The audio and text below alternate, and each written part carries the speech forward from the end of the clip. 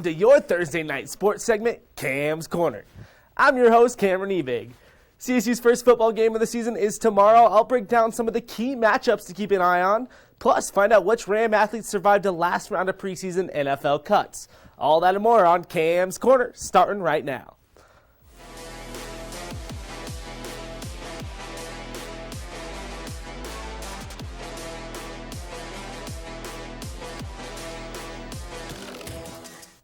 As Brendan talked about on Monday, CSU soccer kicked off fall sports last week against South Dakota. And right now they're in a dogfight down in Greeley against Northern Colorado, currently tied 0-0. In other news, CSU Rams Volleyball has also battled the Bears this week, squaring off against UNC this past Tuesday. And to the surprise of Ram fans, Colorado State took the L to Northern Colorado. Their first loss against them since 1982. Let's take a look and see how it all went down. To start the night off, things were looking up for CSU, winning the first set 25-11 and the third 29-27. But in the end, they came up falling short in the last set 13-15, giving UMC the W. The Rams just had no answer for junior Mackenzie Harris, who finished with a career-high 14 kills.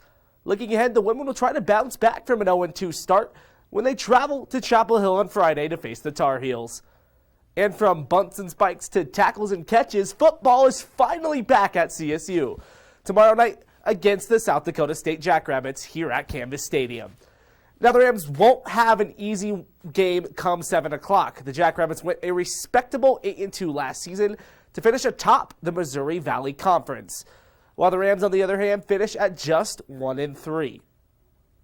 But enough of the background, let's look at the keys to the game. With QB Todd Santero back under center and one of the best tight ends in the country, Trey McBride, to throw to, look for the Rams to take advantage of their pass-catching big man all throughout this one. Right, plus the talent. The pass-catching talent doesn't stop. Dante Wright is still as explosive as ever, putting up over 800 yards his freshman year just 2 years ago. Look for the Wild to have a big season this year for CSU. The Jackrabbits, on the other hand, already have their big-time player in running back Isaiah Davis ready to go. Davis put up 10 touchdowns and 818 yards last year as a freshman, and stopping him from getting going will be a key to a Rams victory. And now moving things from college to the pros, the NFL preseason has come and gone, and with the regular season almost here, I thought it'd be as good a time as any to check in on some of the most successful next-level Rams. Let's start things off with one of the best pass rushers in the league, Shaquille Barrett.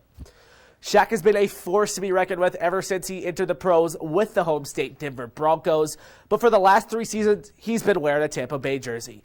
And Tom Brady and the crew could not be happier with the production he's been putting up. The former NFL sack leader is a key part of a Bucs defense, which is easily top 5 in the league, recording 8 sacks last year on what ended the season as a championship squad.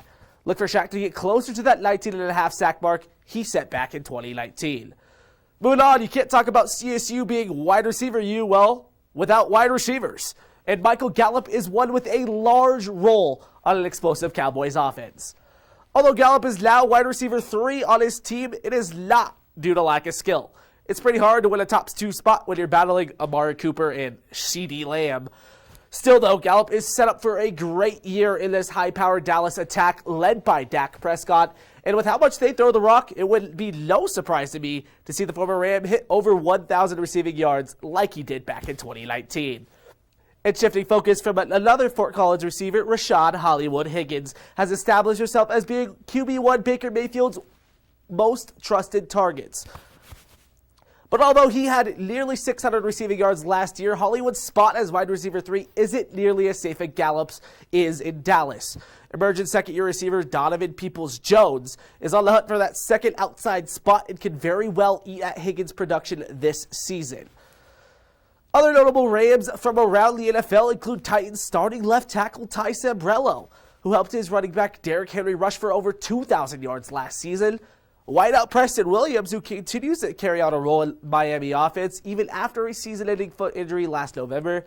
And to hit it off, Olabisi Johnson seemed like he was in for a good year in Minnesota until an unfortunate ACL tear at training camp ended his season before it could really even get started. And well, Rams, that's all I got for you today. Be sure to come back to Cam's Corner next week for all your sporting news. But don't go anywhere just yet. Tom has got everything in entertainment for you right after this.